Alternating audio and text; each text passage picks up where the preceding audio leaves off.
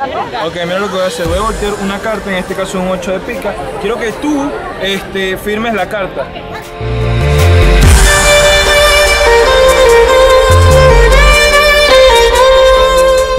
¿Se ve la firma? Sí.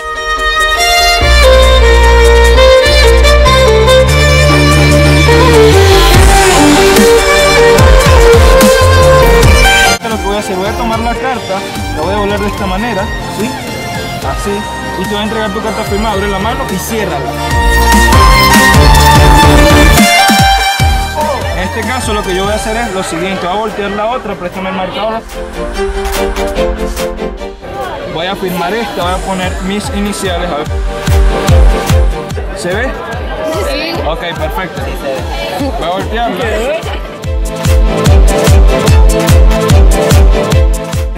Y voy a hacer lo mismo, voy a tener esta carta, que es la mía, y la voy a tener aquí. Ahora mira, yo tengo la mía y tú tienes la tuya. Siente la magia, ¡pum! ¿Viste? Y muestra cuál es la que tú tienes. No.